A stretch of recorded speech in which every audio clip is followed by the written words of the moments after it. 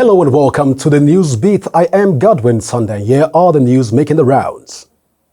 The Office of the Head of Service of the Federation has demanded that federal civil servants on study leave should show evidence of approval obtained from the Office of the Head of Service of the Federation.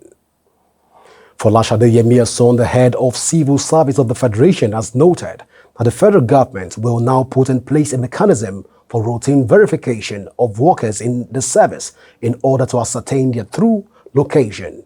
This was made known in a memo addressed to all permanent secretaries and made available to our correspondent in Abuja earlier today. The national chairman of Labour Party, Comrade Julius Abure, has accused Joe Ajaero-led Nigerian Labour Congress NLC and those they led to besiege the party's national secretariat of stealing funds meant for payment of staff salaries, among others valuables, during the Wednesday attack.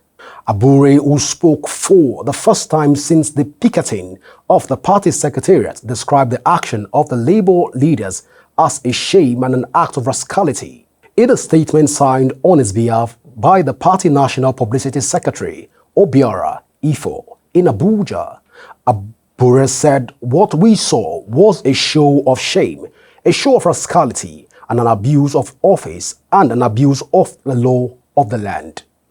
Details have emerged of the mastermind responsible for the killing of 16 soldiers recently in Okwama community in Ugeli South local government area of Delta State. The militant leader, currently on the run along with his gang members, killed the soldiers who were on a peacekeeping mission to the community. Soldiers tracked the fleeing militant leader to the riverside town of Igbomorutu in Ijo South local government area of Bayelsa State during the week, but left the community in pain as residents had deserted the town after they razed some houses.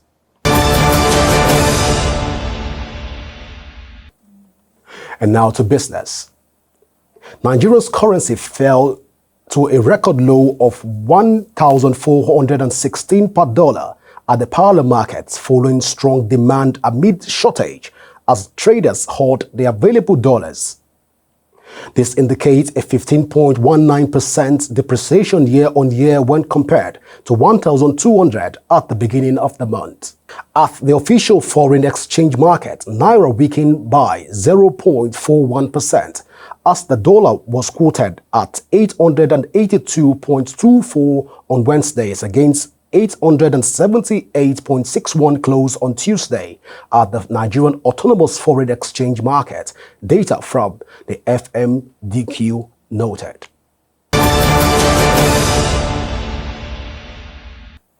Away from business, we go straight to sport. The Malaysia Ministry of Youth and Sport today has decided against hosting the 2026 Commonwealth Games because of the cost, the government said in a fresh blow to an event seen as an outdated by some. The decision made at a cabinet meeting chaired by the Prime Minister Ibrahim follows the withdrawal of the Australian state of Victoria last year. The Ministry of Youth and Sport today announced the government decision not to accept an offer from the Commonwealth Games Federation to host the 2026 Commonwealth Games, Minister Aman Yahoo said. The CGF is scrabbling to find a host for after Victoria withdrew last year July because of soaring costs.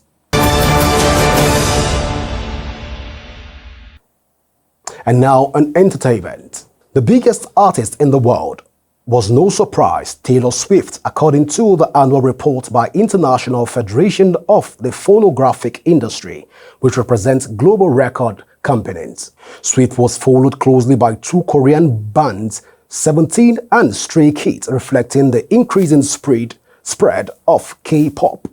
The biggest singles in the world were Flowers by Miley Cyrus, the only song to surpass 2 billion streams, that is about 2.7 billion, followed by Calm Down by Rema and Selena Gomez, 1.89 billion, and Kill Bill by Sass with about 1.84 billion streams.